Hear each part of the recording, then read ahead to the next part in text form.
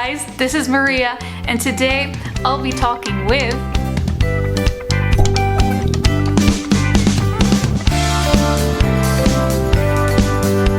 found a way to turn rainwater into drinking water, meeting a critical need for rural communities in Brazil.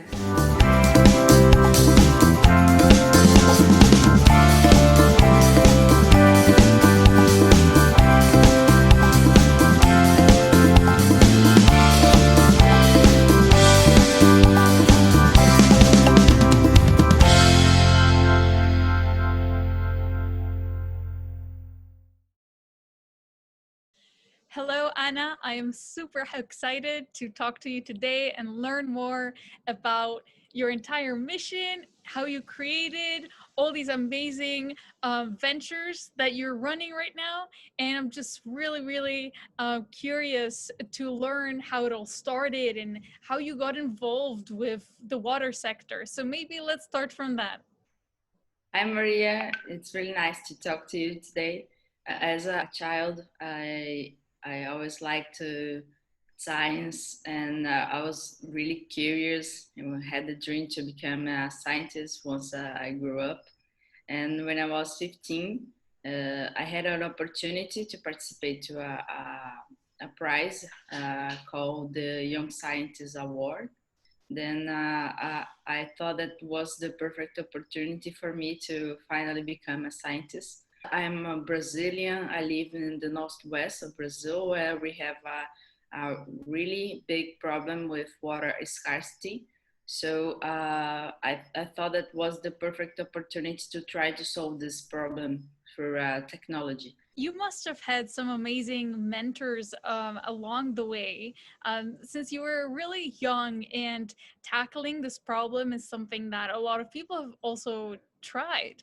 As I started really young, for me it was a several time of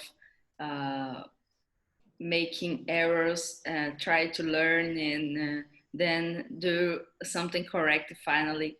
And the mentors, of course, helped me a lot. Some of them had some previous experience or being a scientist or being an entrepreneur, so they could teach me how to not make mistakes. I would love to hear more about this transition from a young scientist to an entrepreneur, right? Because it's one thing to invent something, but it's the other to carry on with the business side of it and all that stuff that goes into actually bring the solution to many people. It was really difficult for me. I will tell you how did I become a entrepreneur. When I first started the college, the university, the biotechnology course here in Brazil, for that time I just wanted to become a scientist. I never thought about being an entrepreneur before, but I took a class that is called entrepreneurship and management, because in my biotechnology course they want the students to become an entrepreneur, but I didn't know when I first came in. So in this class I talked to the teacher about my project, and then he told me that it would be a perfect fit to become a startup. Then he told me and he explained me more, I became really anxious and curious about doing that.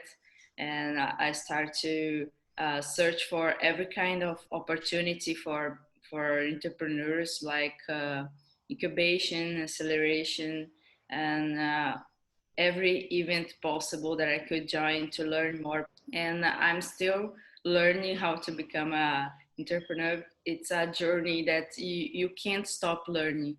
Every time something changes, every time you need to adapt to some difficulties. And being a social entrepreneur, it's even harder. Here in Brazil, we don't have still this culture about understand that the companies need to make the good for society. So it's still more difficult to work in a social startup here in Brazil. I guess it's still in the world, but in some countries it's even harder. Yeah, that is so true. I relate to this in Poland. Social entrepreneurship is also lagging.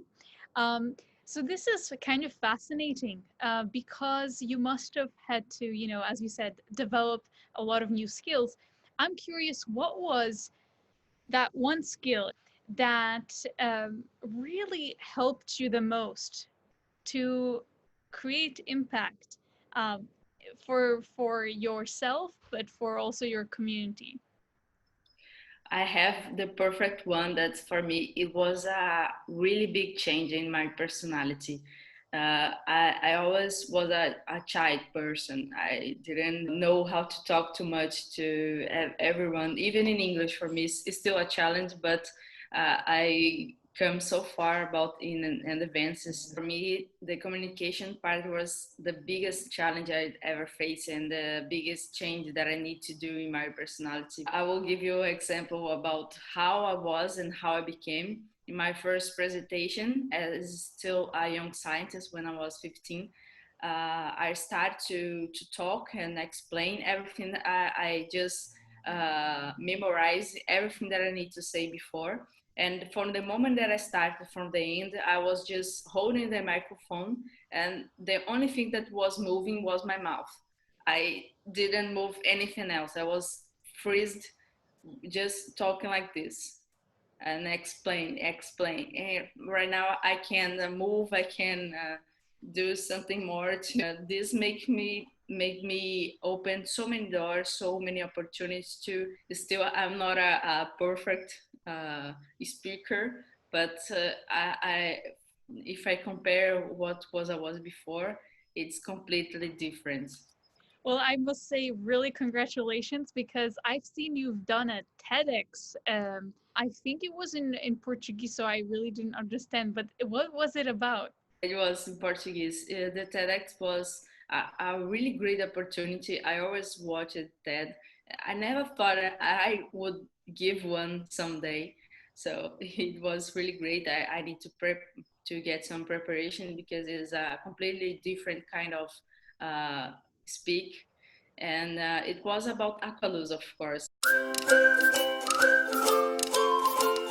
Now I just want to really ask you, what was the toughest part in creating Aqualuz? For me, it was a challenge to being so young and try to convince people that what I created could save lives and be important to the society.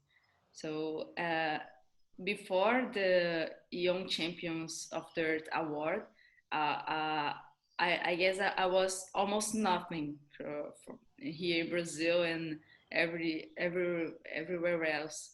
But once I got this prize from the UN, and people start to look at me different. People start to see the importance of my work, and yeah, that was the biggest challenge. You started when you were really young. Now you're still really young, but you've gained so much wisdom throughout the process. As you said, people used to undermine you. You must have kind of learned how to overcome these things. If you could go back to the time where you were younger and you were just starting, would there be something you would really want to tell yourself? I just think that would be important for me to be my mentor for the younger me, but at the same time, I wouldn't uh, take away all the mistakes.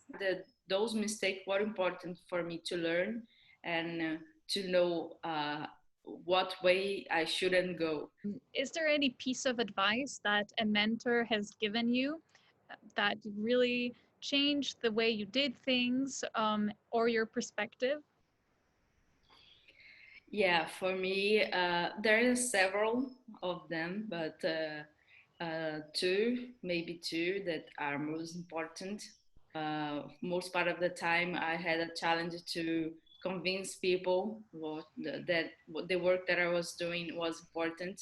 So many of them thought that I would fail and it wouldn't go anywhere else.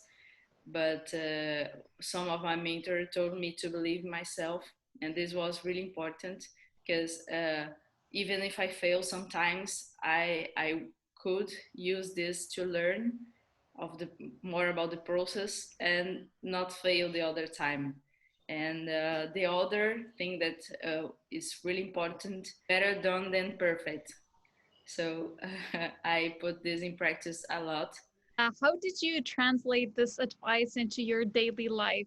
As we work in a company that creates technologies, we try to sketch up prototypes in a week, maybe less, to put in the market, see what's wrong, come back to the lab or even the fabric, do the better one, and go back to the market, test again, see what's wrong, come back, learning, put in practice those learnings, and it's a cycle. We do it in Aqualuz. We are already in the prototype number 11. Tell me more about the applicability of the solution you've developed. How many people, on an estimate, do you think this solution can improve their life and give them access to clean water and resilience? Because we want to try to implement Aqualuz and of course the others technologies in those different cultures and see if we can really reach more of this population. We know that 1/3 of the world population doesn't have access to safe drinking water, but it won't be for all of them that Aqualuz would be the perfect fit. Will be maybe 10%. So 10% of the 1/3 of the population can be reachable by Aqualuz. In Brazil, we know that we can reach more than 10 million persons. You are already helping so many people. We have received so many feedbacks from the beneficiaries, and for me, those who most reached my heart was the one talking about what they was before Aqualuz and what they was after. Some mothers tells me how her kids drank the water before and got sick and couldn't go to school and she couldn't go to work, and after she knows that the water that she gives to her kids are safe to drink and won't make them lose another class. Wow. Wow. You've really changed the lives of other people, like substantially. You know, that's really something that most people like just dream of. So what would you say to other young people that are keen to help the world and don't know how to start? I would give this advice for better done than perfect, because when we want to start, we just plan how it would be like and how we should, and always we are trying to think about how to do it. But what we really need to do is to plan how to put in practice in small details, the first step. Are you thinking that the awards themselves and recognition motivate you, or what is it that really motivates you every day? The awards has some importance too, but what motivates me is to see Aqualuz being able to help the people's lives. And as I said, as we know that Aqualuz won't solve every kind of water issue, we are developing more technology so we can tackle every issue related to water in the world. I just want to say thank you so much for sharing all you've shared with me and really helping people get access to water.